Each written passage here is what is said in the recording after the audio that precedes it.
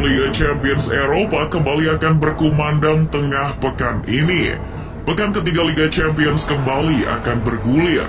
Salah satu partai yang menyita perhatian terjadi di grup A, di mana sang juara Italia AC Milan akan ditantang salah satu raksasa Inggris, Chelsea.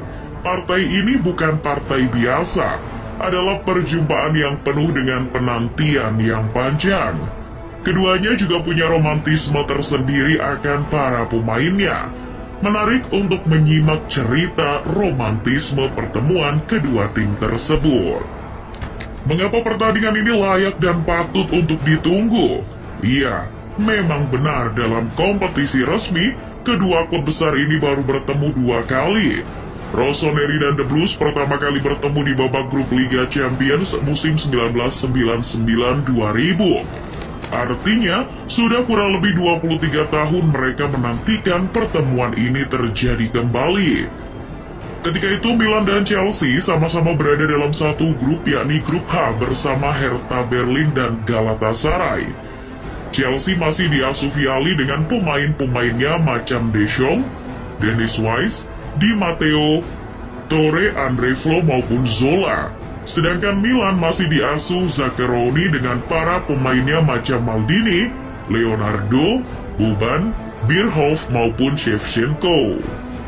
Pertemuan pertama mereka terjadi di Stamford Bridge pada 15 September 1999. Hasilnya imbang tanpa gol.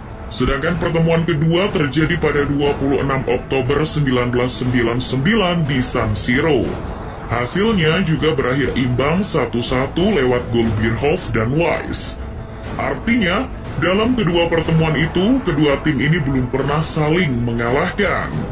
Sebagai hasil akhir di grup H musim itu, Chelsea berhasil menjuarai grup dengan 11 poin. The Blues mampu melaju ke babak selanjutnya hingga akhirnya kandas di perempat final oleh Barcelona. Sedangkan Rossoneri bernasib naas, mereka tak lolos grup, plus terdampar di juru kunci klasemen grup H dengan hanya mengoleksi 6 poin. Kisah romantisme pertemuan di musim 1999-2000 tersebut bukan satu-satunya romantisme yang mereka punya. Mereka dalam perjalanannya ternyata sering terkait dalam perpindahan pemain. Banyak pemain ex-Chelsea yang bergabung dengan Milan, begitupun sebaliknya. Dulu ada Sam Dallabona, pemain asal Italia yang sudah 3 musim berada di Chelsea, memilih hengkang di tahun 2002 ke Milan. Kemudian ada Michael Essien, pemain yang juga mantan Persib Bandung ini, dulu gacor di Chelsea dengan berbagai trofi. Namun pada tahun 2014 ia dilego ke Milan. Ada juga Hernan Crespo yang moncer bersama Chelsea di awal kepemilikan Abramovich yang dilepas ke Milan pada 2004. Lalu juga ada Fernando Torres, striker haus gol asal Spanyol itu setelah moncer bersama Chelsea, sempat dipinjamkan ke Milan selama 2 musim yakni pada 2014 sampai 2016. Sebenarnya masih ada lagi pemain lain seperti Marco van Ginkel yang hijrah ke Milan pada musim 2014-2015.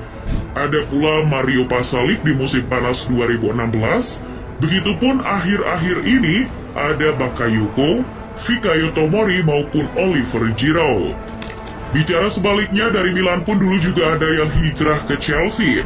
Sebut saja George Weah, bintang Milan yang sekarang jadi presiden Liberia itu, dulu sempat dipinjamkan ke Chelsea pada musim 1999-2000. Kemudian ada juga bintang Milan lainnya Andriy Shevchenko yang hijrah ke Chelsea pada 2006. Berbicara romantisme, memang tiada akhirnya. Meskipun itu tetap akan menjadi bumbu cerita yang menarik akan pertemuan keduanya nanti. Namun kini yang terpenting bagi keduanya adalah bagaimana menyiapkan kondisi terkini jelang bentrok. Kedua tim kini bernasib berbeda di grup E Liga Champions.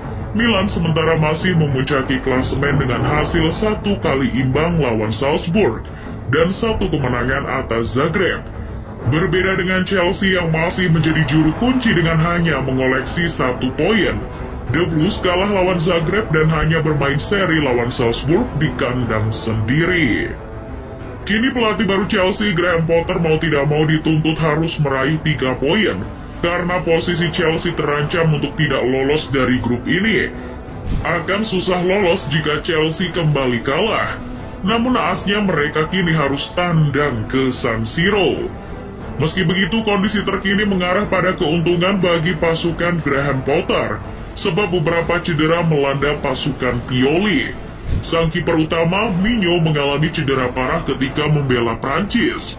Pemain bintang Milan lainnya seperti Theo Hernandez dan Sandro Tonali juga diragukan tampil karena kondisi fisiknya. Potter harus jeli memanfaatkan kondisi itu. Ia harus segera membuktikan daya magis taktiknya di hadapan sang pemilik, Boli, bahwa ia adalah pilihan yang tepat sebagai pengganti Tuchel. Sementara bagi Milan, ini adalah tantangan sekaligus kesempatan untuk menambah poin, guna menambah kepercayaan diri untuk mantap lolos dari grup ini. Terlebih mereka kini akan bermain di rumah sendiri. Pasukan Pioli meskipun dilanda badai cedera tetaplah mengerikan. Rafael Leao, pemain yang terus digoda Chelsea ini, tetap akan mengancam pertahanan The Blues dari sisi flank kiri. Begitupun Giroud dan Tomori yang sama-sama mempunyai misi untuk membuktikan pada mantan klubnya bahwa membuangnya adalah kesalahan besar. Musim ini adalah musim kedua Milan di Liga Champions setelah absen 7 musim lamanya. Milan kini tak mau lagi hanya numpang lewat di babak grup seperti musim lalu. Milan menyimpan asa untuk melaju lebih jauh di musim ini.